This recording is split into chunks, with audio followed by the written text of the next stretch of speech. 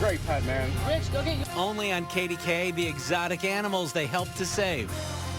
An elderly man bound, gagged, and beaten, found hours later in bad shape in his own home. Everybody here just sick and a wreck. New at 11, how ice and salt can be a dangerous combination and what some people are daring each other to do. It's a much anticipated store opening, and we got a sneak peek inside the newest Whole Foods in our area. I'm David Highfield, and I'll show you what's different here, new at 11. You're watching KDKA TV News at 11 in high definition. Breaking news in Westmoreland County, where police have found an elderly man who disappeared from a personal care home. Sam Miller, who's 85 and has dementia, went missing from the Joella's personal care home in Scottdale early this afternoon. Miller was found about 40 minutes ago, 5 blocks from the home. He's being checked out by paramedics.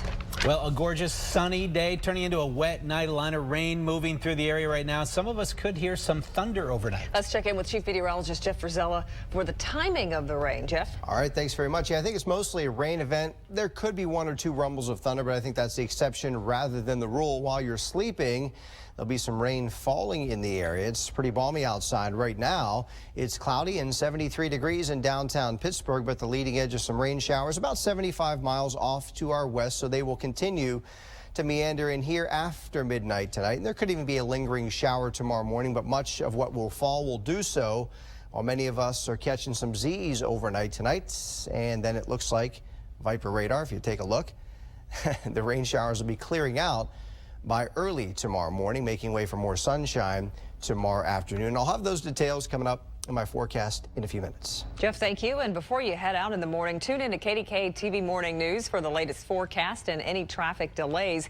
You can get updates anytime at KDKA.com. An exotic find at a local home after the place caught fire. Turtles, a snake, and tarantula, all saved thanks in part to a couple of neighbors and a garden hose. Ralph Iannotti is live in Mount Washington with the exclusive story. Ralph.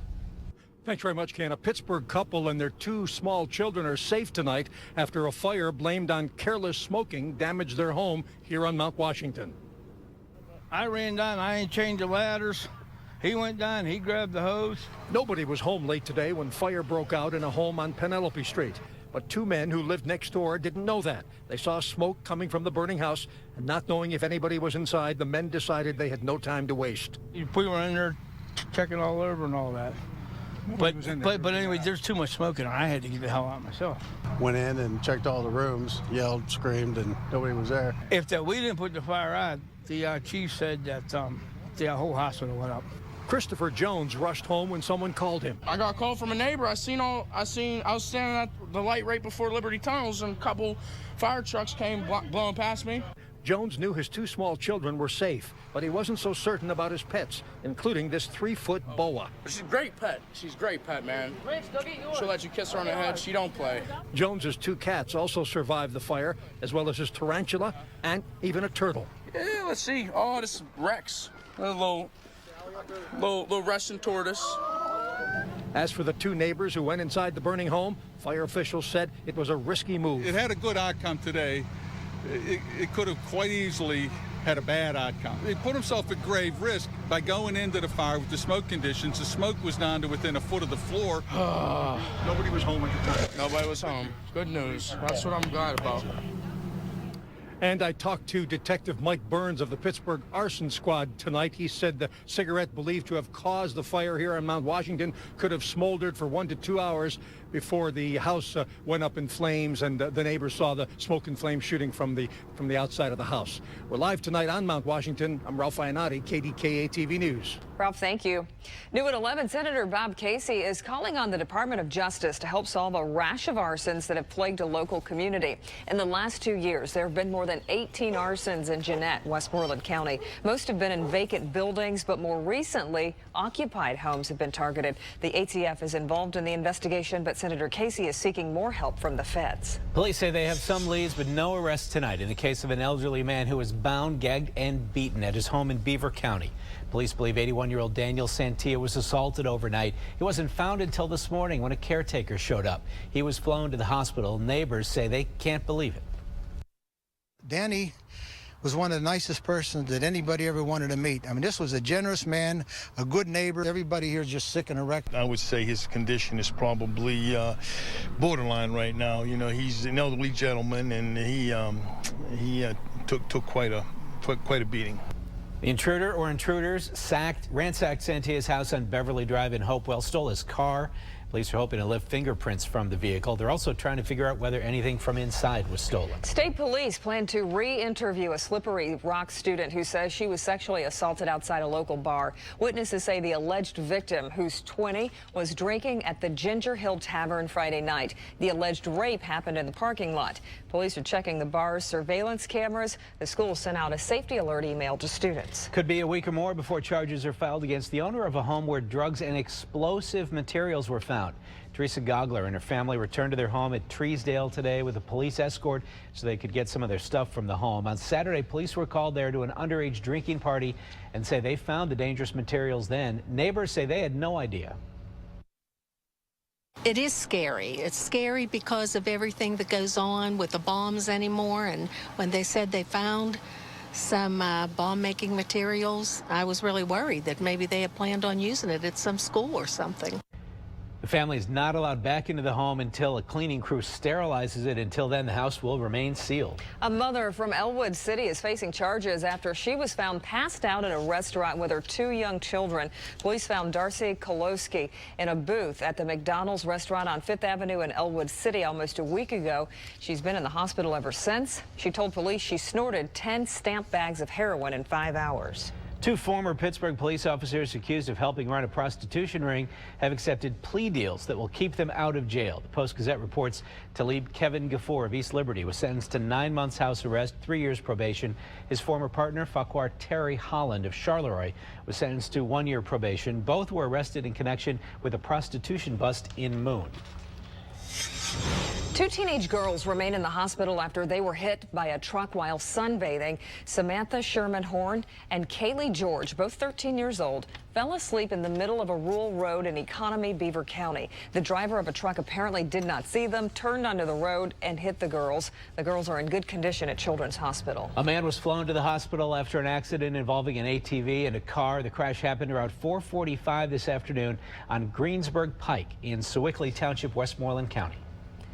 A man arrested for trying to steal a church donation box is now facing charges in 2 other communities. North Huntington police have charged Jeremy Minnick of Ruffsdale with drug possession, and state police charged him with forgery, receiving stolen property, theft, and writing bad checks. Over the weekend, Minnick was arrested in an attempted burglary at Immaculate Conception Church in Irwin. Police say tips from news viewers who saw the surveillance video led to his arrest. Police have made an arrest in a series of car break-ins, 40 of them in just 4 days in Scottsdale. 18-year-old Patrick Rosenberry was arrested after an officer responding to an argument between Rosenberry and his girlfriend noticed he had credit cards that belonged to some of the victims. Police say Rosenberry broke into cars in the middle of the night, stealing things like GPS units and radios.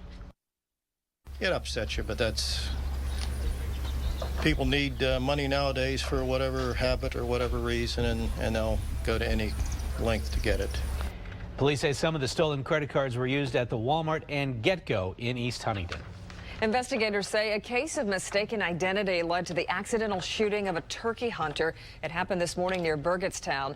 The victim was hit in the face with shotgun fire by a fellow hunter who mistakenly thought he was a turkey.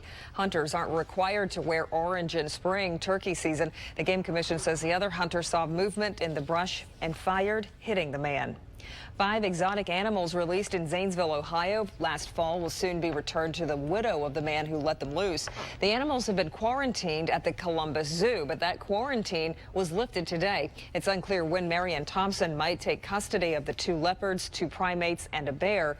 48 other animals were killed by sheriff's deputies. Have you heard of something called the Salt and Ice Challenge? Chances are your kids have, and now school and health officials are spreading the word about this dangerous dare. Kim Gable talked to the local doctor about the damage it can do. Kim.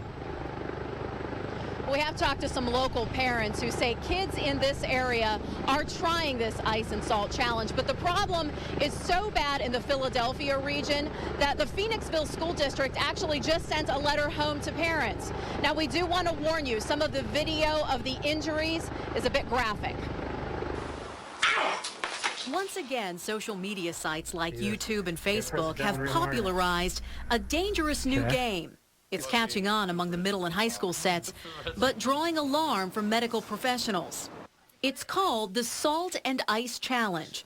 A participant pours salt on their skin, presses ice cubes into it, and holds them in place until the ice melts or until the burning pain becomes so unbearable they need to stop.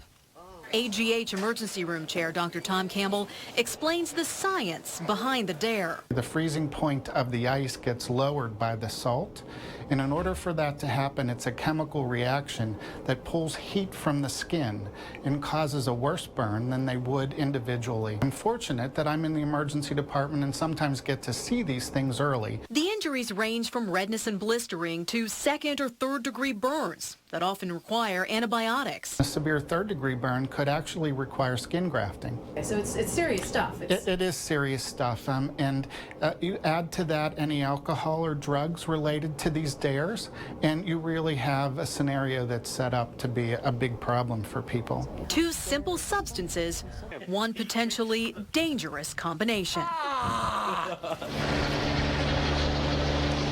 Now, Dr. Campbell did tell me earlier today that to his knowledge, there have been no severe injuries reported here at Pittsburgh hospitals, but he does acknowledge that the video of some of these dares that's appearing on the internet is certainly changing the way they treat some young people here in the Pittsburgh region. We're live tonight at AGH. This is Kim Gable, KDKA TV News. Kim, thank you. It's been a little more than a week now since there's been a bomb threat at the University of Pittsburgh, but tonight a new kind of threat. The group of hackers called Anonymous claims it's hacked into Pitt's IT network and will leak personal information about all of its students if the school doesn't make its network safer. It's not the first time the group has issued a warning like this. They view this as a form of protest. They think this is a peaceful form of protest. If you want people to be safe, tell them that you have the ability to do this, but don't release that information. That's just punishing all the students. A Pitt spokesperson says the university has examined its systems and that there is no evidence of a breach. Growlers of beer, wine by the glass. See what else is in store at this new local Whole Foods. Starting tomorrow, some people will be paying more for cable. We'll tell you who could see bigger bills. And a local student punished for not standing for the Pledge of Allegiance, the legal action that has the school backing down. At Petite Kitchen and Bath, our custom designs fit your taste, your lifestyle, and your pocketbook. It's all about you. For over 50 years, we've been making our customers' dreams come true with petite quality and craftsmanship. And thanks to you, we've grown our business to include luxury bath by Petite for your shower and tub replacements or conversions. And Centrel by Petite, offering exclusive new designs with the look of granite and marble. Call Petite Kitchen and Bath Design Center today. Haven't you waited long enough? My name's Matisse Reed from Matisse's Kitchen. Today I'm making fried squid with pasta. It just makes me feel happy because I can finally eat what I'm creating. I couldn't eat until I was 10 years old. Matisse was born with this life-threatening condition. Her intestines didn't work at all. She was very, very sick. She was touch and go. My mom just researched and researched. It kept coming back to UPMC. It is a very rare disease, so not many other centers know about it. There's really not much that you can do short of a transplant.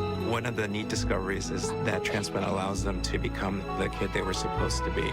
We're a year down the track and I'm still pinching myself. She's just got all this energy. She's having fun with her friends. This is Matisse, without a doubt. Learn more about Matisse's story or share your own at upmc.com/stories today. At the heart of all we do is you. UPMC, life-changing medicine. Oh, are you gonna eat that? Yeah. Are you gonna eat that? Yes, I'm gonna eat this. It's a whole lot of chicken. Well, I'm a whole lot of man. Stay away from my chicken. What about that mac and cheese? You gonna eat that? Come to Boston Market for our $7.99 half chicken meal. Wholesome rotisserie chicken, 2 freshly prepared sides, and cornbread for only $7.99. Boston Market, chicken at its best. What about the plate? You gonna eat that? Feel the comforts of home. Get to know my love. Welcome back. The first suburban Whole Foods market is about to open in the Pittsburgh area, and it's a little different from the store in the Shadyside, East Liberty area. David Highfield got a sneak peek inside the new store in Wexford, and he's live with his story, new at 11. David. Hey, Kimberly. You know, ever since the Whole Foods store opened in the city, there's been speculation about where they might open one in the suburbs. Would it be the North Hills? Would it be the South Hills? Well, take a look. Here's the location. It's here in Wexford. It's going to open on Wednesday, but I was one of more than 600 people who took a tour of this place today. Clearly understanding the Pittsburgh market, Whole Foods had pierogies and sausage outside their new store. Inside, people took tours. They've clamored for our existence here, and so we're happy to be here to serve them. Michael Hendricks was my guide, and let's begin with the pub. They'll sell hard cider, coffee, wine, and beer. This size bottle is called a bomber. I can purchase this here full of beer. Yes. And do I have to drink it on the premises? No, you don't. Actually, we would probably good. we would fill this for you, and then we have a tape we put over the top to show that it's sealed. They pride themselves on having locally produced products, and that's true of their beer selection, too. What is this one for? That's the hard cider. The hard cider is a gun. It is, yeah. It's actually a gun. They also have a wood-burning pizza oven in the store, and in the produce section, they point out what's organic. In the seafood section, they have color labels to show which items are most easily replenished. Bay scallops are rated green by BOI, which means that they are a plentiful species. And they have an impressive health and beauty section filled with bath salts. So what did potential customers think? I was really impressed. Were you anxious for this window? Definitely, definitely. Well, they told me the store space here in Wexford is actually a little smaller than the space in East Liberty, but I'll tell you, it seems bigger to me. They're also going to have cooking demonstrations here, and I want to show you one more thing. Out in the parking lot, they have these charging stations for electric cars. Well, live tonight in Wexford, David Highfield, KDKA TV News. All right, thanks, David. If you're a Verizon Wireless customer, the Better Business Bureau wants you to double-check any emails you might have gotten. A phishing scam is sending out fake emails with a total balance of more than $500. Experts warn it does look a lot like a real Verizon email, but that you can spot a fake by hovering the cursor over a link. If the link that comes up doesn't go to the Verizon website, you should delete the email and don't click on any of the links. Cable prices for many people in our area are about to go up. Starting tomorrow, Comcast will raise rates by an average of 3.8%. It only affects people who are not enrolled in a promotional offer. A school is backing down from its decision to discipline a student who refused to stand for the Pledge of Allegiance. The ACLU filed a federal lawsuit against the Brownsville School District on behalf of an 8th grade girl who was punished with lunch detention and 2 days of suspension. This morning, though, the district backed down, agreeing that it infringed on the student's constitutional rights. Moving forward, we're going to protect her constitutional right to sit, if that's her choice, during the Pledge of Allegiance. The student's homeroom teacher reportedly told the girl that not saying the pledge was disrespectful to soldiers dying overseas. The school says the girl was allowed to stay seated this morning. New York has a new tallest building. Today, One World Trade Center, the skyscraper being built to replace the Twin Towers, reclaimed the title. Workers erected the steel columns of the 100th floor today, making it 21 feet taller than the Empire State Building. The skyscraper is not expected to reach its full height for at least another year. When it's complete, though, it will be the tallest building in the U.S. And we're getting ready to close out the books on April of 2012. And as we do, it's only the third time it's ever happened. April is going to go in the books as being colder than March. The last time it happened was back in